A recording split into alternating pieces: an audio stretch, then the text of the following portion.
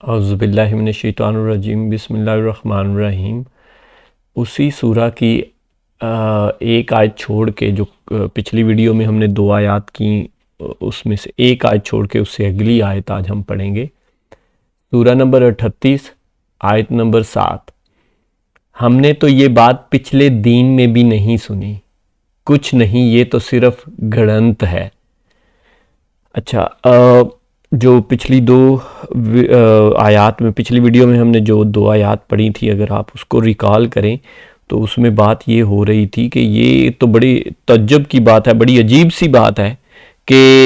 اتنے زیادہ معبودوں کا بس ایک ہی معبود بنا دینا۔ تو اس کی ہی کنٹینیوٹی میں وہ کہہ رہے ہیں کہ ہم نے تو یہ بات میز اتنے زیادہ معبودوں کا صرف ایک ہی معبود بنا دینا، یہ بات پچھلے دین میں بھی نہیں سنی۔ ٹھیک ہے، اب یہ دیکھیں کہ یہ پچھلے سارے دینوں کی جو اللہ پاک نے بھیجے، اگر آپ پچھلے اس سے پچھلی کچھ آیات پڑھیں، یہ تو 7ویں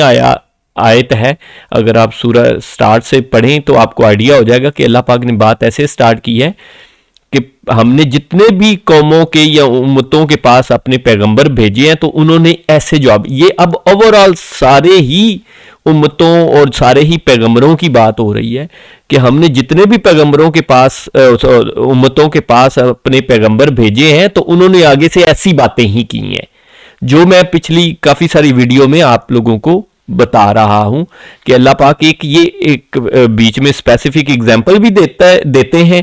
اور اس طرح اوورال بھی بات کرتے ہیں تاکہ وہ جرنلائز کر سکیں ہم پہ بھی، ہمارے پہ، اور یہ قرآن پاک میں مینشن ہے تو اصل میں یہ ہمارے لیے پیغام ہے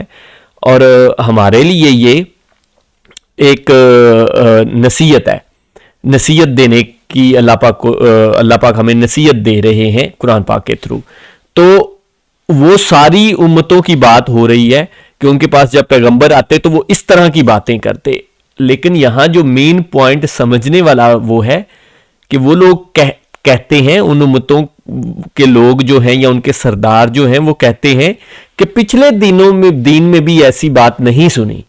مینز دیکھیں، اللہ تو شرک کی بات نہیں کر سکتا، یا اللہ کے دین میں تو شرک نہیں ہو سکتا، لیکن وہ لوگ جو ہیں وہ خود اس کو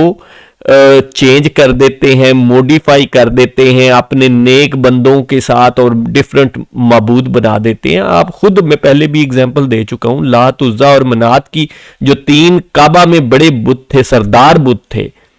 ٹھیک ہے، ان کی خود دیکھ لیں وہ کون تھے۔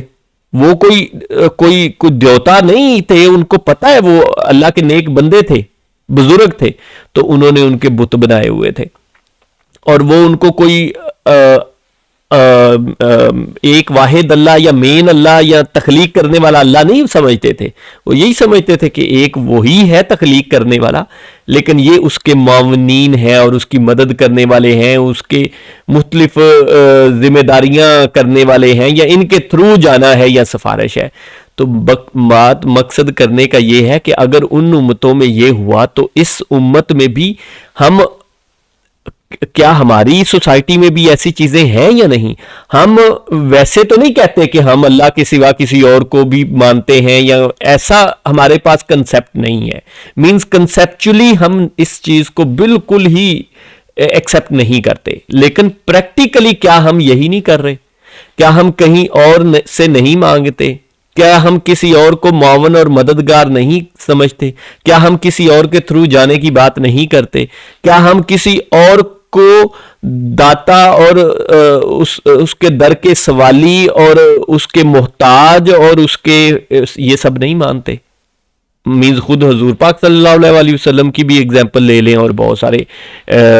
اولیاء اکرام کی بھی اگزامپل لے لیں کہ ان کو بھی ایسا ہی کرتے ہیں، اور حضور پاک صلی اللہ علیہ وسلم کی طرف سے شروع، اصل میں حضور پاک سے شروع اسی لیے کرتے ہیں کیونکہ ان کے اپنے بزرگوں کو بھی آگے جو ہے نا، ان کو بھی کہ بھئی حضور پاک کے ہے تو انہوں نے ہی آگے یہ فیض جاری کیا ہوا ہے اور سارا کچھ ہے۔ مینز کہ اللہ سے ڈائریکٹ نہیں مانگنا، ان کے تھرو مانگنا ہے، اور یہ اس پہ میں کتنی آیات شیئر کر چکا ہوں،